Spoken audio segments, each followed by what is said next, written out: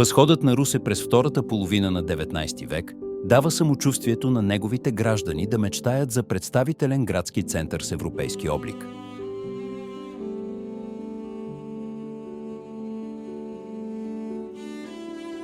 През 1892 Общинският съвет постановява да се направи градина на мястото на бившите турски гробища.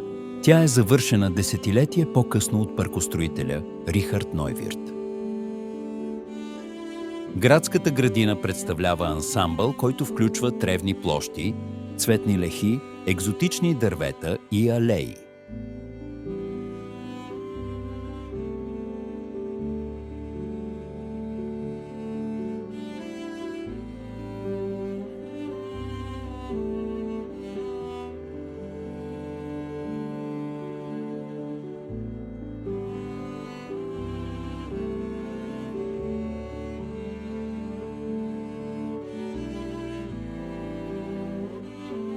В средата се извисява паметникът на свободата, който се превръща в емблема на Русе.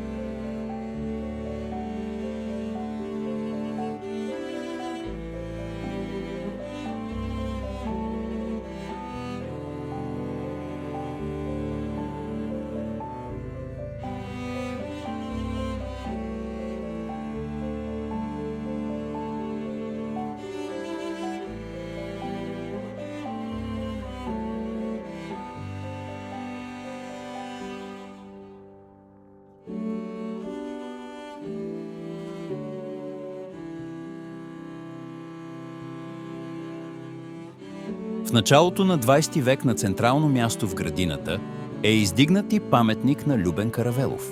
Зоната се оформя като място за почит към паметта на борците за българска свобода.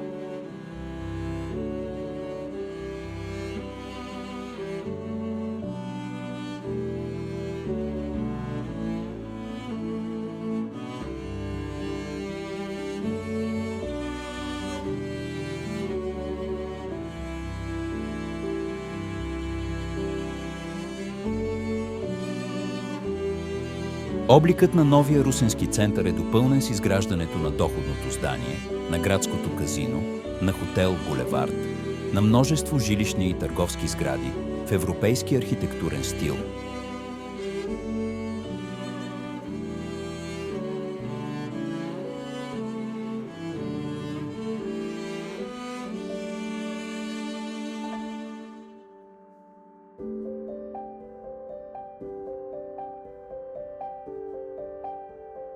При изграждането на градината е поставена желязна ограда с 4 порти, които се заключват нощем.